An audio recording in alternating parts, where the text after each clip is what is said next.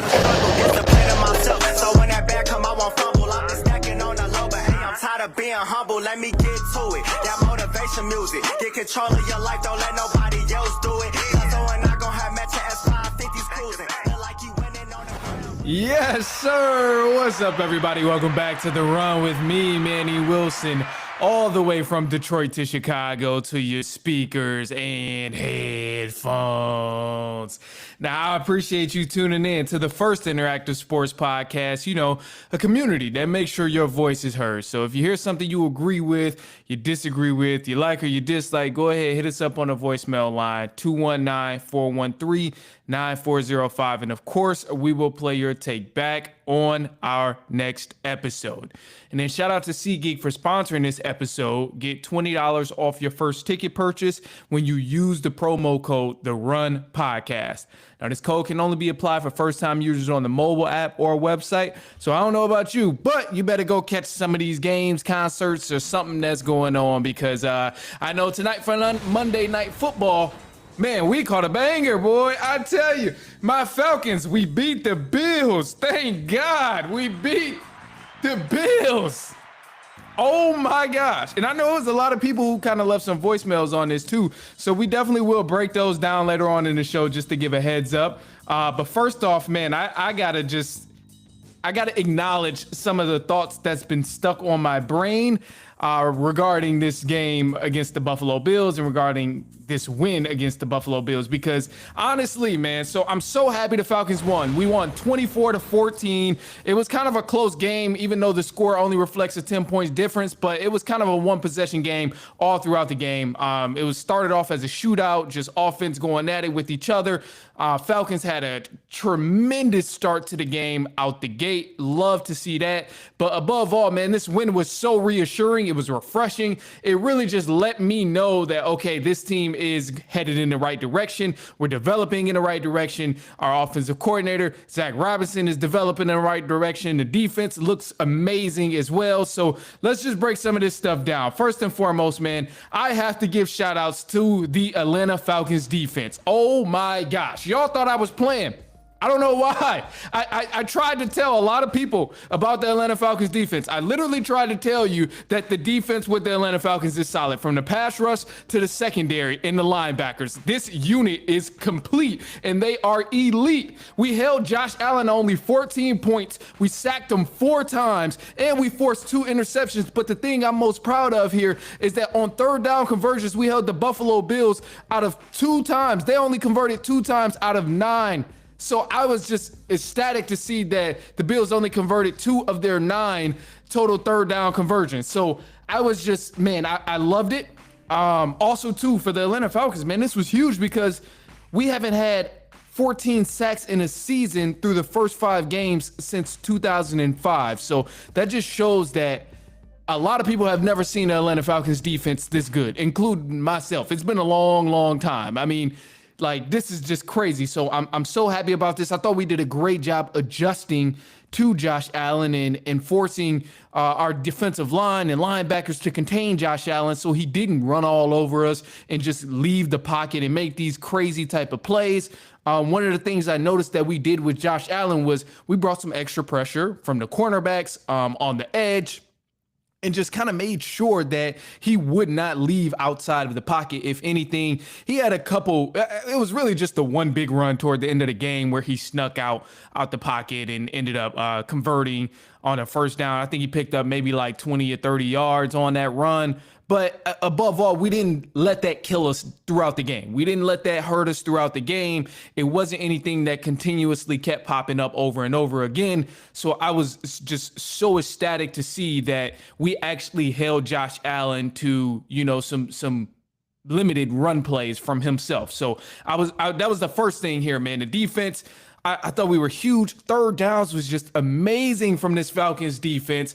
I loved every bit of it. They only converted 2 of 9 times on the third down conversions, the Buffalo Bills.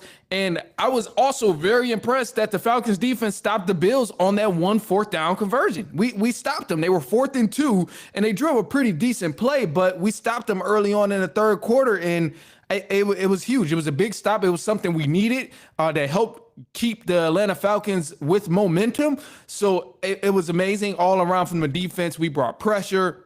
I thought AJ Terrell coming back was huge for the defense. He had Keon Coleman in prison. That man wasn't really doing anything tonight. So I just got to give a big applause to the Atlanta Falcons defense. And I've tried to tell people over and over and over again that like this Atlanta Falcons defense is nothing to play with. And I'm still not used to it that the Falcons actually have a defense. But just when I look at these type of things, 2 interceptions against the MVP and one of the best quarterbacks in the NFL right now, forced 2 interceptions, sacked them 4 times, held them to 14 points. And that offense only converted 2 of 9 times on 3rd down. Like, this is impressive to me. This was very impressive. So I don't know how many times I got to warn you about this Atlanta Falcons defense, but just to let you know one last time, they are here. So defense, man, amazing. Offense, here's where the tides is just turning. This is where the wheels were spinning. This is what helped us just gain so much momentum from the jump. I knew right away it would be some sort of shootout with Josh Allen just because of how talented he is and what he can bring to any team whenever he's playing there. So I thought it was amazing. But of course, as you know, it was the Bijan Robinson show today. Today was what can't Bijan Robinson do? And he proved to everybody that Bijan Robinson can do it all. So I was just so happy to see Bijan be involved in the offense in every aspect. But most importantly, I thought the play call was beautiful for Bijan Robinson, and he obviously thrived within the play calling and also the run designs. Like, it was spectacular, man. Spectacular. Absolutely spectacular from the run designs and things. Early on in the season, a lot of people, including myself, really got on Zach Robinson, the offensive coordinator, because we didn't like the pistol formation, the play calling in a pistol. It was very redundant. It was, very stagnant, kind of the same exact thing each run play. But this time against the Bills, this was remarkable. I mean, the offense, it had so much fluidity in it. Like, it was remarkable in this offense. It was creative. It was diverse. Like, we've seen us run. We've seen a lot of motion plays. It was capitalized very elegantly. Like, I was impressed by this Atlanta Falcons offense, and I truly do believe the Falcons offense showed a glimpse of the potential that they have.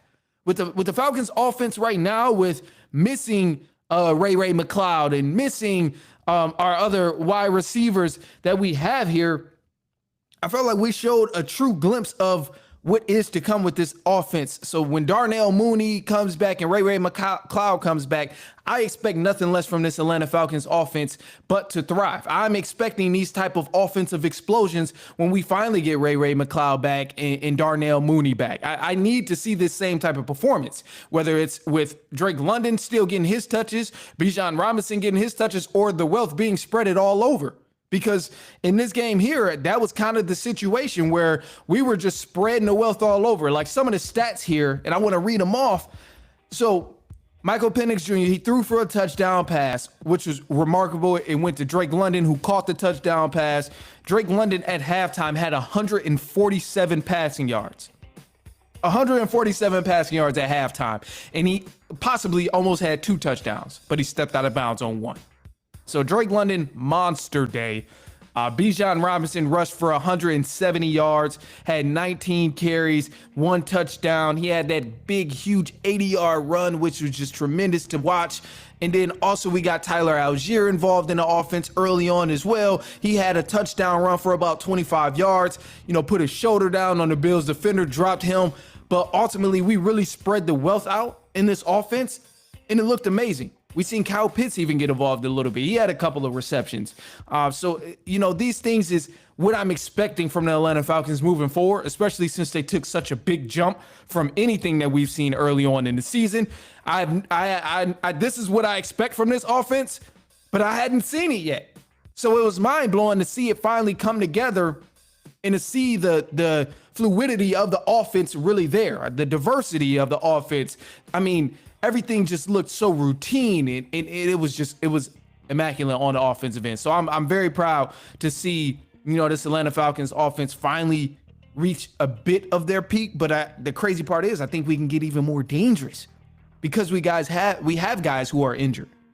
And also, not even to mention, we had a lineman that went down in this game, Jake Matthews. He was hurt for a minute. Actually, he went down at halftime pretty much. So when Jake Matthews does return, I think this could be even more, like this could be even more firepower we're adding to the offense, because I mean, the guy who filled in for him, I think it was Mike Jarrell. Mike Jarrell did pretty good. So he stepped in for Darnell Mooney, or not Darnell Mooney, I'm sorry.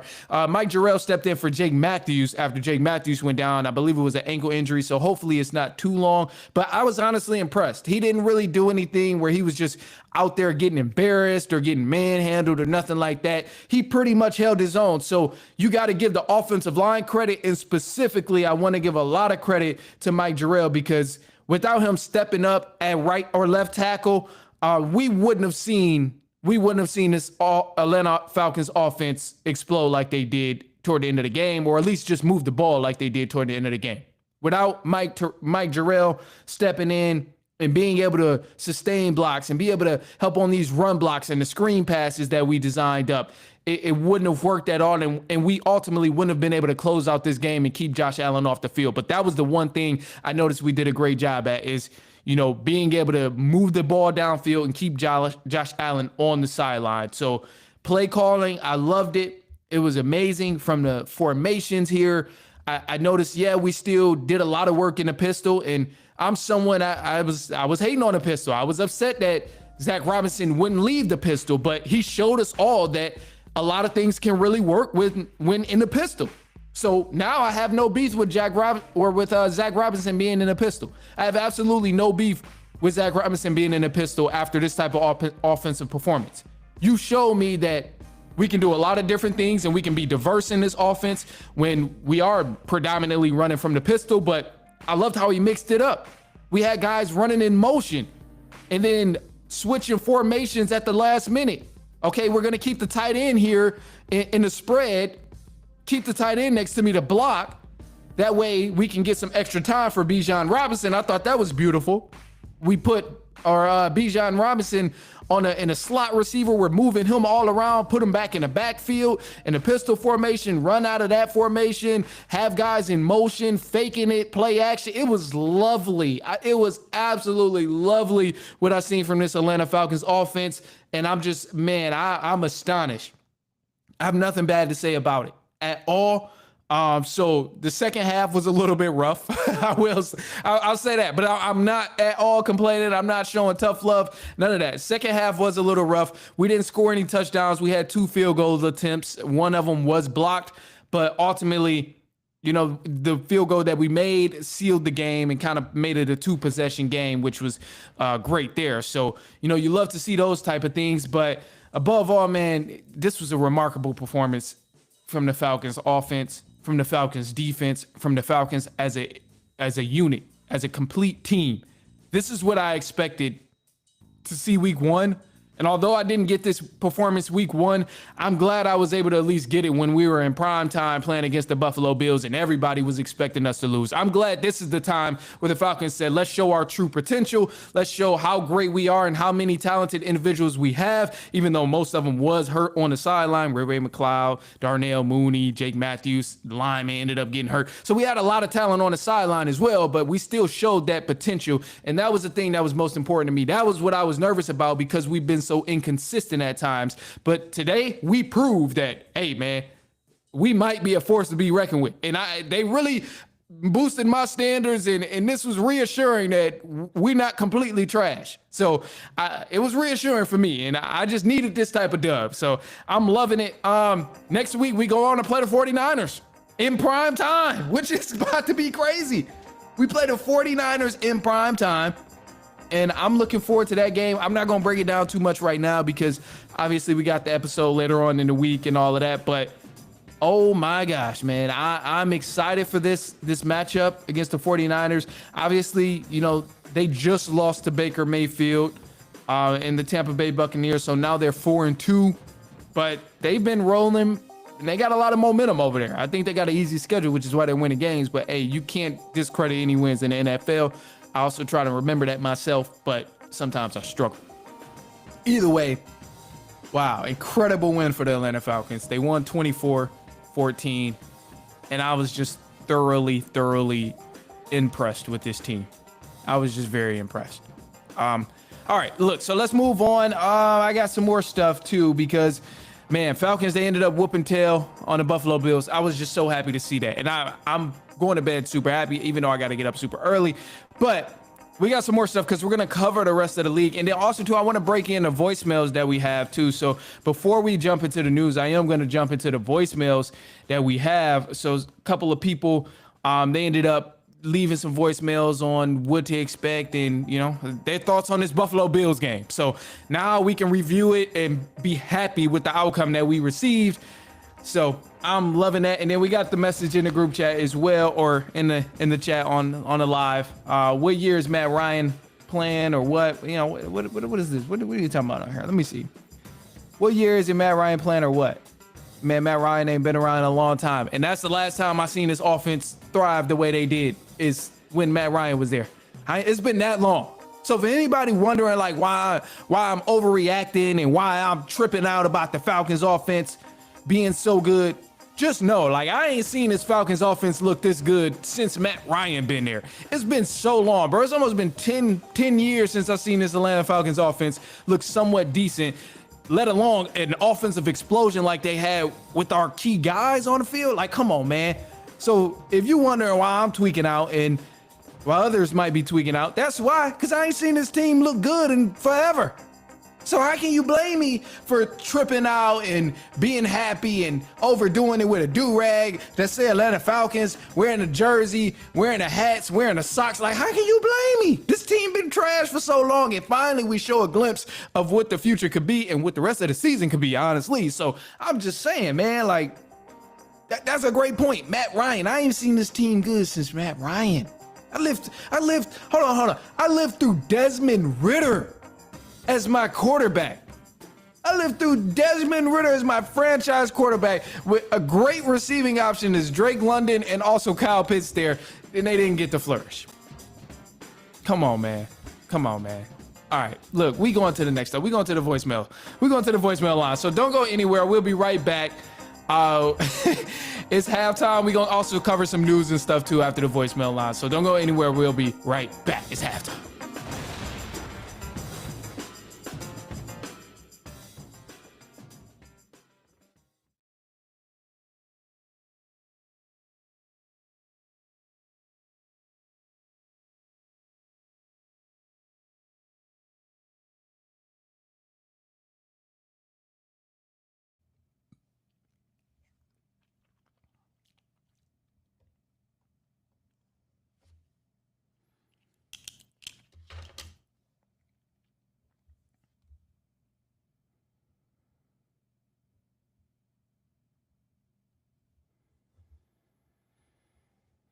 All right, what we got here on the voicemail line?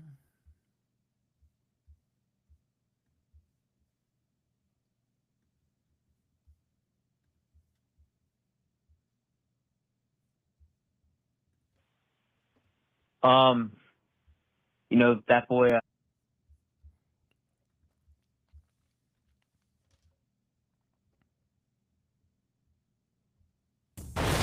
All right, man, let's get back into it. Welcome back to The Run with me, Manny Wilson. I appreciate you for tuning in. We got some voicemails on the line here, so of course we're going to play those back. If you want to go ahead and get your takes off, hit us up, 219-413-9405. And of course, you know, we'll play your take back on the next episode. Now, I believe some of these were left before the Atlanta Falcons game. I haven't listened to them, but they just beat the Buffalo Bills 24-14. So let's hear what these are.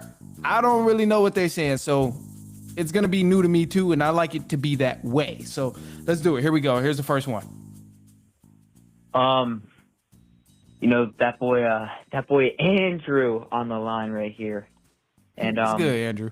quick take for the Bills game here is that they don't know what's coming. The Bijan dual threat, Drake London on the deep ball, Yeah. which I better see some this game. And then even though Mooney's out, I think Ray McLeod is slept on. I'm just saying, like, the Falcons have a way better chance than everyone's saying. I'm telling you, Bijan and Algiers dual threat is just gonna eat them for lunch, bro. They're gonna get tired. They're gonna collapse. They're gonna collapse. I got the Falcons by 7. Rise up. Rise up, baby. Rise up. You called it. You said Falcons by 7 and they won by 10. But you were absolutely right. The dual threat of Bijan and Algier literally pounded the Buffalo Bills on the ground. Bijan rushed for 170 himself. Algier had his own touchdown, and toward the end of the game, he just started pounding the rock, handing it to Algier, and he just was just handing it to the Buffalo Bills.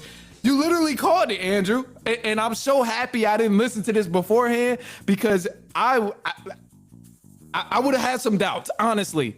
If I would have listened to this beforehand, I would have probably had some doubts. I would have got on here all level-headed, talking about, I hope we get Drake London involved too. I don't know, lower your expectations. Honestly, that's what it would have been if I would have listened to this earlier before the game. But I'm so glad I waited, because everything you said between Drake London, Tyler Algier, Bijan Robinson, they all got involved and they played a great game. And most importantly, I think we need to give some credit to the offensive line, obviously the defense, because they had those takeaways.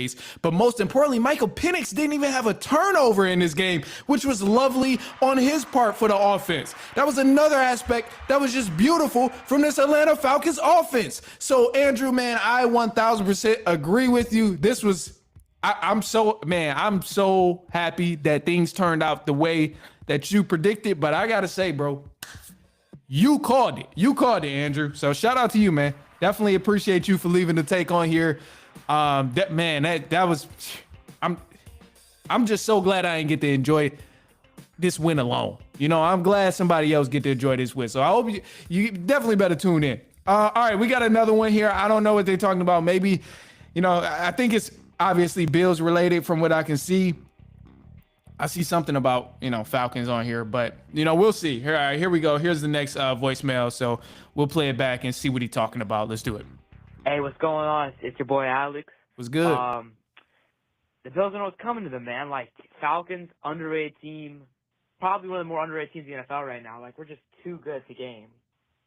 And Bijan's a threat. Everyone we have is a big threat. We need Drake London to go on those deep balls. I want to see more of that. And rise up. Let's do it, man. Rise up. We got the win. We got the win. You saw it. You saw exactly what you was asking for. You said you wanted to see some Drake London on the deep balls, and that's exactly what happened multiple times. You almost had 2 touchdowns. But, man, most importantly, no, you're absolutely right. This offense has so much potential, and we have the guys on this offense to make something happen. It's just we just got to reach that potential. And so far, we haven't seen it until finally week 6 of the NFL. But, we're good, and we are 1,000% slept on. I think Falcons is a team, because we've been bad for so long, honestly, and man, oh my gosh, that's a whole thing in itself. Because we've been bad for so long, I really do feel like people just underestimate the amount of talent we have on this roster, which is why these offensive explosions are so surprising to not only me as a Falcons fan, but also to a lot of other people around the NFL, because I already knew we had the potential of being able to score like this. It's just the fact that we haven't been able to get it to click. So now that we have it able to click, we showed out in prime time, the standard is way higher now. So I'm just hoping the Falcons don't pull a good old Falcons and, fall below the expectations of what we have for them. So I don't want to get it up too high. But honestly, we have a new peak. We have a new peak, especially once we get Darnell Mooney and Ray McCloud back. We give Michael Penix Jr. some more options, and this is ultimately going to help Drake London, because he'll be able to avoid being doubled and be able to get open on his own and be able to one-on-one guys. So this will be huge for him, and I'm just so excited that this offense finally showed a lot of potential. And man, I'm loving it, but ultimately, rise up, baby, rise up, man. This was crazy. It was a great game, and they did everything that we everything that we wanted and anticipated in this game too. So I just loved it. I loved every aspect, and I hope you got to enjoy it just as much as I did. So, all right, man. Look, so those are the voicemails. Again, hit us up 219-413-9405 if you want to go ahead and leave a quick take. We'll play it back on our next episode, and then of course, I'll respond to it. I'll say whatever it is. So, look, we got some news for the run, actually. So, look, we're jumping into that right now. News for the run, some scores and recap of the games that happened in week 6 of the NFL. Man, so it was a crazy week. Obviously, going all the way back to Thursday, we had the shocker. It was a lot of upsets in this week of week 6. We had multiple upsets of week 6, and I think this ultimately just throws around so much confusion to people and fans in the NFL of which teams is actually good and which teams are actually bad. Some teams, it's weird right now. It's weird. Every team that we thought was going to be a serious contender is like bottom of their division, which is insane. Look at the Bengals, the Ravens, the Eagles. Like it's insane. It's maddening. So I actually love it. I personally love how unknown it is of who's actually good and who's not, because it's like the title is just up for grabs. The championship is up for grabs. Super Bowl up for grabs. So anyway, going all the way back to Thursday Night Football, we saw the first upset of week 6. The Philadelphia Eagles lost to the New York Giants. Giants won that game 34-17. And the big show out in that game was Cam Scatterboo and Jackson Dart. Those two showed that they're a lethal combination, and I mean, maybe even, down the line, they might be pursuing themselves to be a serious threat. So we'll see, but that was the talk of the town within that Giants and Eagles game. Then next, you had the Denver Broncos versus the New York Jets. The Broncos ended up beating the Jets by 2 points. They won 13-11, and the Jets now move to 0-6. The Jets are 0-6. They still haven't won a game.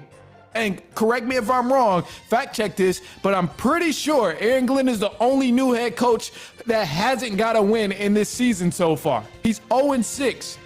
Justin Fields had -10 net yards in this game against the Denver Broncos. Ridiculous. The Jets got to get it together. And I want to feel bad for them, but they kind of shooed away Aaron Rodgers. They shooed away Aaron Rodgers when he still wanted to be there. And I know Aaron Rodgers, it came with a lot of different drama and stuff, but maybe it wasn't the right move. Maybe it wasn't the right move. And clearly, you can say what you want about Justin Fields, but something is not working in this New York Jets offense, and it's looking like a tragedy because they haven't won a game. The defense is holding teams to low scores, but the offense just can't put points on the board. So that's what's ultimately causing the Jets to lose week after week, and ultimately 6 games straight, unfortunately. So other than that, you had the Colts playing the Cardinals. Colts ended up winning this game 31-27, and Colts advanced to 5-1, and they're dominant, man. Colts are top in their division, top in the conference right now. So they've been balling. Chargers also, they played the Miami Dolphins. They won against the Miami Dolphins 29-27. The Chargers balled out and did their thing. They moved on to 4-2. They're also top in that division. Chiefs, I mean, hey, they got some competition now. So we'll talk about the Chiefs in a little bit too. But Patriots and the Saints. Patriots, they whopped up the Saints 25-19, and Patriots is also an elite team so far this season, which is just so weird. But they're 4-2 right now, and they've showed some serious promise. Drake May, dog, I'm actually annoyed that the Patriots have found another one. And so far, it seems like the Patriots have found another one.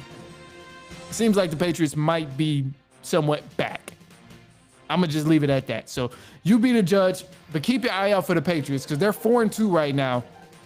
Top seed in the different, or top seed in, I think they're first in the division, actually, or between them and the Buffalo Bills now. But definitely a top team in that division and also a top team in the conference. But Bills and the Patriots are tied in the division with the 4-2 record right now. So it's close. Obviously, it's still a lot of football left, but just keep your eye on them. Patriots might be back. You got the Browns and the Steelers. Now, the Steelers, they beat the Cleveland Browns 23-9. Cleveland Browns advanced to 1-5. Steelers advanced to 4-1. They've been looking pretty good with Aaron Rodgers. Also DK Metcalf and Jalen Ramsey. They've been looking pretty good over there. So you got to shout out to the Steelers. And on the Cleveland Browns behalf, I said Shedeur Sanders is going to start by week 7, and I stand on that. I still think Shedeur Sanders is going to start by week 7. So it'll be interesting to see what happens here, but I'm sticking with Shedeur Sanders by week 7. It's a lot of drama going on with Dylan Gabriel and Stefanski, the coach. It's in terms of just him being the right fit for the Cleveland Browns at this point. Dylan Gabriel wasn't awful, but he also wasn't really thriving in this game against the Steelers. But, you know, sometimes these division games get rough, and it's always hard to tell. So you never really know. The other game we had here was the Cowboys and the Panthers. And, man, the Panthers and Cowboys game was crazy. So running back who used to play for the Cowboys, Rico Dowdle, was with the Panthers now, and he had himself a tremendous game. He exploded over the Cowboys, and it was just crazy. So Rico Dowdle, he rushed for 163 yards, had 30 carries, so they were just feeding him, but the Cowboys couldn't stop it. And the Panthers ended up winning that game. So now you got the Panthers 3-3. They're at 500, and the Cowboys are 2-3-1 because they had the tie game. So crazy game there. Seahawks and the Jaguars. Seahawks ended up winning that game over the Jaguars. Sam Darnold showed out, did his thing. Rams versus the Ravens was no matchup at all.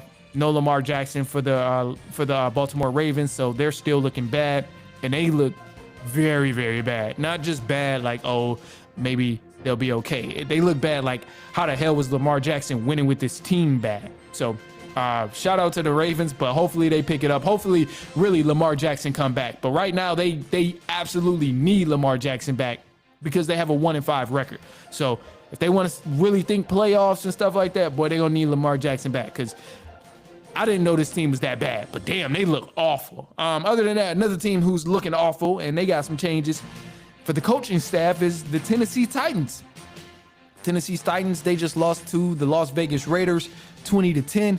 Titans, they also just fired their head coach. And as of the latest talks, they don't have anyone in mind yet, but they're keeping their eyes out for someone who might be a good candidate. But Cam Ward has been up and down. Stretches of the game, he looks good. Stretches of the game, he doesn't look good. But also a rookie quarterback right now, so not really thriving or having a great season. But also, I think there's a lot of issues that trickled down from that head coaching slot. So Titans will be looking for a new head coach pretty soon. You had the Bengals and the Packers. Packers ended up beating the Bengals.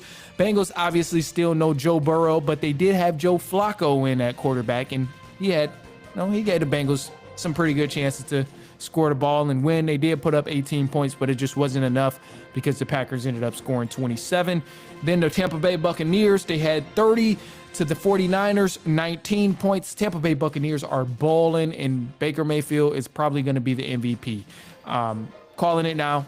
I'm saying it early, but I don't want another MVP outside of Baker Mayfield. I don't think it's Pat Mahomes. I don't think it's Josh Allen. Baker Mayfield has been on a tear, and I think if anybody deserves MVP this season, it is Baker Mayfield. The other runner-up after Baker Mayfield is probably Bijan Robinson. I think that's safe to say after this Week 6 performance, but ultimately, still, I wouldn't even put him close to what Baker Mayfield is doing. I think Baker Mayfield needs to be MVP, and it's no ifs, ands, or buts about it, especially if he continues to play the way he's been doing in the first 6 weeks of football. So Baker Mayfield, I'm locking that in. I already placed a bet for Baker Mayfield to win MVP. So at this point, I just got to let time do his part. And I've never been so confident in a bet in my life that Baker Mayfield is going to win MVP. And I called it early, too, after the first 3 wins that he had in the season, which was comeback wins. I'm like, immediately, no, he's winning MVP. So I placed that bet very early.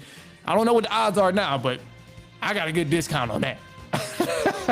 Other than that, look, man, the Detroit Lions versus the Kansas City Chiefs. Chiefs ended up winning that game 30-17. It was a lot of drama going on in that game, too, because the Chiefs got some favorable calls.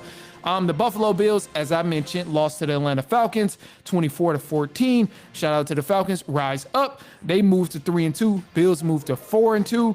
And then the Bears, Chicago Bears, they ended up beating the Washington Commanders by 1 point. It was a close game, came down to a field goal, but the Bears ended up winning 25-24. And that was it for Week 6. So next week, we got some great games coming up too. Vikings will be back. Texans will be back. Both of those teams had bye weeks, but man, epic week for Week 6. A lot of upsets. Just weird confusion. Don't know who's going to be top dog of the division. Don't know who's going to be what. And I like it this way because with everybody being competitive, with every team kind of being up and down, you just don't know who's really legit and who's not, which leaves the Super Bowl option up for grabs with anybody. And I love it. I love it. So I'm gonna leave y'all with a positive note here. And a positive note for today is just gonna simply be, it's just gonna simply be do what makes you happy, man. Do what makes you happy. Sometimes you really got to think about what it is that makes you happy. Like, not necessarily, what you can do for someone else to make yourself happy, but more so like what genuinely makes you happy. What is the one thing you can do on your own for yourself that would make you happy, rather than doing a service to someone else to make them happy. So just do what makes you happy. And sometimes we got to figure that out, what it is. But I'm gonna just leave y'all with that. Accept it however you want to. Other than that, that's all I got for you. So I appreciate you for kicking it with me, especially so damn late at night. I don't know who the hell I think I am. I don't know. This is just crazy. I don't know why I'm up right now. Actually, I do. It's my Falcons won. So I wasn't going to be able to go to sleep anyway. All right, look, that's all I got. So I appreciate y'all for kicking it. We will be back later on this week, and so on and so on and so on.